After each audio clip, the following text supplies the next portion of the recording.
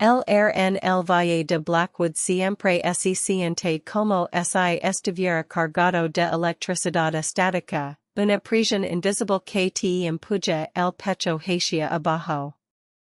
Frente a mí, el asilo de San Judas se alzaba como un coloso de concreto podrido, con sus ventanas rotas pareciendo cuencas vacías de un cráneo gigante. La vegetación, retorcida y grisácea, trepaba por las paredes como dedos esqueléticos intentando arrastrar el edificio hacia la tierra. Adjust la carilla de mi cámara y revise el micrófono. Hola a todos, aquí Marcus, su ser, aunque mi voz tembló ligeramente. Estamos en la entrada del lugar más temido de la costa este. Dicen que los tratamientos aquí eran inhumanos, que los gritos resuenan en los pasillos. Hoy vamos a descubrir si las leyendas son ciertas. Cruzar el umbral fue como entrar en un refrigerador industrial.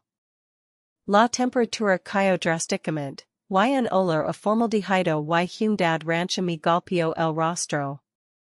El suelo estaba cubierto de fragmentos de vidrio y papeles amarillentos que crujían bajo mis botas, rompiendo el silencio sepulcral del vestíbulo. Apunt la linterna hacia el techo, donde grandes placas de yeso colgaban peligrosamente. En las paredes, la pintura se descascaraba en patrones que recordaban a rostros gritando. Sentí que alguien me observaba desde la oscuridad del pasillo principal, pero al girar la cámara, solo encontré el vacío y la danza de las partículas de polvo en el haz de luz. Camin hacia la zona de recepción. Había un mostrador de madera carcomida donde reposaba un libro de registro abierto. Las páginas estaban manchadas de algo oscuro, un marrón rojizo que el tiempo no había logrado borrar. Me acerqué para leer los nombres, pero las letras parecían moverse, deslizandos por el papel como insectos negros. Mira esto, chicos, dije la cámara, acercando el lente al libro. De repente, un golpe seco resonó al final del pasillo. Un sonido metálico, como si alguien hubiera dejado caer una bandeja de acero.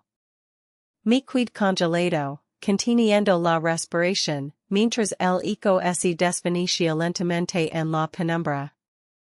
¿Hay alguien ahí? Pregunté, aunque mi instinto me gritaba que no lo hiciera. No hubo respuesta verbal, pero escuché un arrastrar de pies. Era un sonido húmedo, rítmico, como si alguien estuviera tirando de una pierna pasada sobre el piso de linóleo. El corazón me golpeaba las costillas con una violencia alarmante. Encendí la luz más potente de mi equipo, iluminando el pasillo. Por un segundo, una silueta, una figura encorvada, con extremidades demasiado largas, que se deslizó rápidamente detrás de una puerta abierta. El pánico empezó a filtrarse en mi sangre como veneno frío. Decidí avanzar hacia la zona de las habitaciones de los pacientes. El pasillo se estrechaba y las paredes estaban rayadas con unas, dejando surcos profundos en el concreto. Podía sentir una tristeza densa, una atmósfera de desesperación que se adhería a mi piel como una capa de grasa. Esto es demasiado real, murmur, tratando de mantener la fachada de Valencia para mis seguidores. Pero mientras hablaba, escuché un susurro justo detrás de mi oreja derecha. Era una voz ronca, un sisio que decía, ayúdanos a salir. Me giré bruscamente, pero no había nadie. Solo la oscuridad devorando la luz. Entré en la habitación 402. Era una celda de aislamiento, con paredes acalcadas que ahora estaban negras por el mojo. En el centro, una silla de carillas oxidada permanecía anclada al suelo. Lo más inquietante era que las querellas estaban tensa, como si algo invisible estuviera sujeto a ellas en ese preciso momento. Me acerqué lentamente, extendiendo la mano para tocar el cuero podrido. Justo antes de hacer contacto, la silla se sacudió violentamente. Un grito desgarrador, inhumano, estalló en la habitación, haciendo que mis oídos sangraran. Salí disparado de la celda, tropezando con mis propios pies, mientras la risa de un niño empezaba a sonar en el pasillo. Corrí hacia la escalera que bajaba al sótano, impulsado por una curiosidad morbosa y el terror que nubla el juicio. Los escalones de madera gimieron bajo mi peso. A medida que descendía, el aire se volvía más denso, casi salido, con un olor a carne quemada que me revolvía el estómago. Tengo que llegar a las celdas inferiores la de la cámara, aunque mis manos temblaban tanto que la imagen bailaba. Al llegar al final de la escalera, six una hilera de puertas de hierro. Algunas estaban abiertas, otras cerradas con candados que parecían haber sido forzados desde el interior. En el pasillo del sótano, las luces fluorescentes que yo no había encendido empezaron a parpadear. Un zumbido eléctrico llenaba el espacio, intercalado con sollozos distantes. By una figura al final del corredor, una enfermera con el uniforme gris amarillento, pero su rostro era una masa de piel derretida, sin ojos, solo cuencas negras que goteaban un líquido viscoso. No deberías estar aquí dijo la entidad, aunque sus labios no se movieron. Su voz resonó directamente dentro de mi cráneo, provocándome una migraña instantánea. La criatura empezó a flotar hacia mí, sus dedos alargándose como agujas de hueso. Grite y retrocedí, chocando contra una de las puertas de hierro. Para mi horror, la puerta se abrió sola, succionándome hacia el interior de una pequeña habitación. Me quiso un montón de ropa sucia y vendajes amarillentos. La puerta se cerró de golpe detrás de mí con un estruendo que hizo vibrar todo el edificio. Me quedé en penumbra, escuchando la respiración pesada de la enfermera al otro lado de la puerta. Raspaba el metal con sus uñas, creando un sonido estridente que me ponía los pelos de punta. Tú también serás parte del tratamiento, susurró la voz, ahora acompañada por el eco de docenas de otras voces. Busqué desesperadamente una salida, pero la habitación no tenía ventanas. En una esquina, encontré un viejo diario clínico. Lo abrí frenéticamente. Las notas hablaban de experimentos de transmigración, de intentar separar el alma del cuerpo mediante descargas eléctricas y sustancias químicas. Sujeto 12, el paciente ya no grita, pero sus ojos siguen siguiendo el movimiento de la luz, decía una entrada. Me di cuenta de que no estaba en un hospital, sino en un matadero de mentes. De repente, sentí una mano fría y humida cerrando sobre mi tobillo desde debajo de la pila de vendajes. Salté el herido y petit con todas mis fuerzas. Una mano pálida, con la piel translúcida y las uñas arrancadas, emergió de la oscuridad. Era un paciente, o lo que cuidaba de uno. Sus ojos eran blancos, totalmente ciegos, pero me miraba con una hamburguesa. Logré zafar y golpear la puerta de hierro con el trípode de mi cámara. El metal cedió ligeramente. La criatura en el suelo empezó a emitir un sonido gutural, una llamada que fue respondida por otros granidos que empezaban a acercarse por el pasillo. Los pacientes estaban despertando. Logré abrir la puerta y salir corriendo, pero el pasillo ya no era el mismo. Las paredes parecían estar respirando, expandiendos y contrayendos. El suelo se había convertido en una sustancia viscosa que dificultaba mis pasos, como si el edificio mismo entendiera digerirme. A mi izquierda y derecha, las puertas de las celdas se abrían simultáneamente. Figuras desnudas, con miembros torcidos en ángulos imposibles y rostros desfigurados, empezaron a salir. No caminaban, se deslizaban o se arrastraban, emitiendo un coro de lamentos que me hacían caer arrancarme los oídos. Déjenme salir. Por favor. Grite, mientras corría hacia la escalera. Uno de los seres saltó sobre mí, clavando sus dedos en mi hombro. Sentí un frío glacial que me congeló la sangre.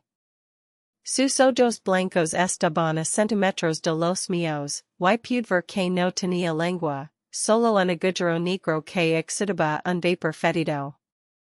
Luché desesperadamente, golpeando la cara de la criatura con mi linterna.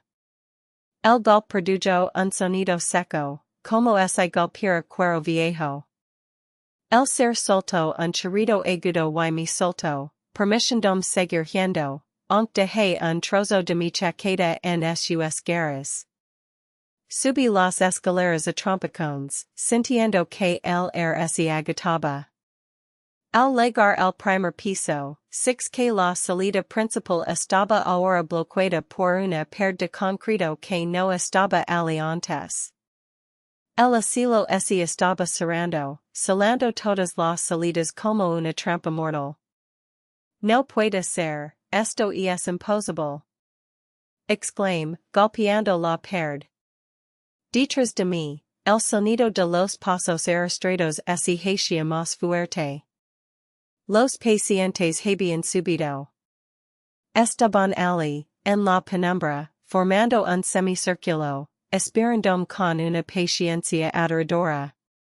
Busqué otra salida y encontré la puerta que conducía a la lavandería. Entré y cerré la puerta con un cerrojo oxidado. El lugar estaba lleno de sábanas blancas que colgaban del techo, creando un laberinto de tela que ocultaba lo que había detrás. Caminé lentamente, apartando las sábanas con la mano. De repente, una figura sentada en el suelo, envuelta en una manta. Parecía humana, pequeña. Hola, pregunté con cautela.